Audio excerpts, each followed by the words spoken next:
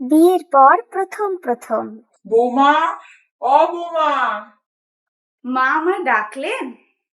কড়া করে আমার জন্য এক কাপ চা বানিয়ে আনো দেখি। ঠিক আছে মা, আমি আনছি। কিছুক্ষণ পর। এই নিন মা আপনার চা।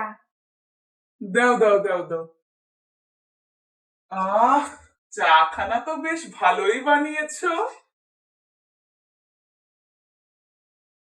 তা বৌমা, বলছি যে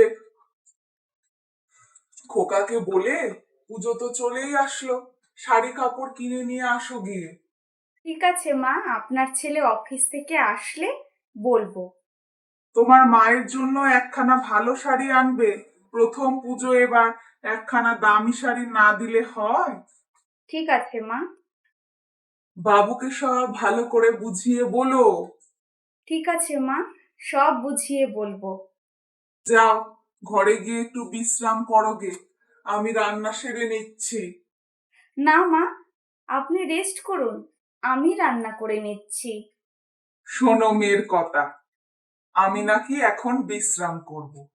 বলছি, তুমি এই নরম নরম হাতগুলো দিয়ে এত শক্ত কাজ করতে পারবে মা? যাও, ঘরে গিয়ে বিশ্রাম করো গে। আচ্ছা ঠিক আছে, যাচ্ছি। আমার লক্ষ্মী বৌমা।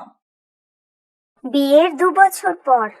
ও বৌমা, বৌমা, বলুন মা। এক কাপ চা আনো তো, খুব মাথাটা ধরেছে। কিছুক্ষণ পর।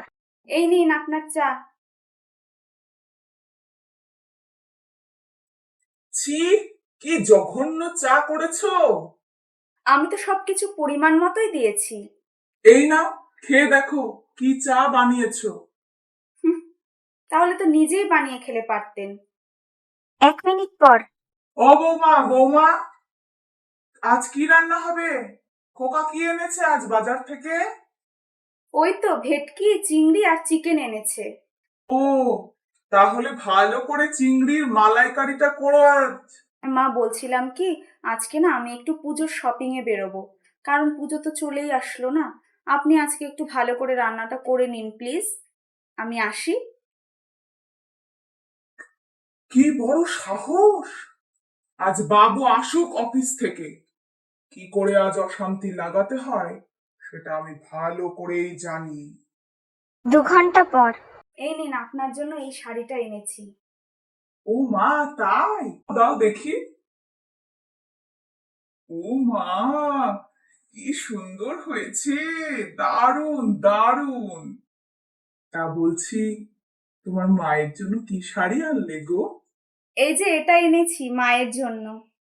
বাহ বাহ, খুব ভালো হয়েছে তো শাড়িটা।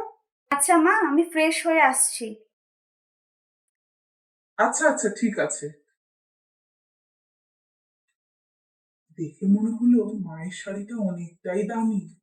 আমার ছেলের টাকা দিয়ে মাকে বেশি দামি শাড়ি দেওয়া, তাই না? দজ্জাল বউ একখানা।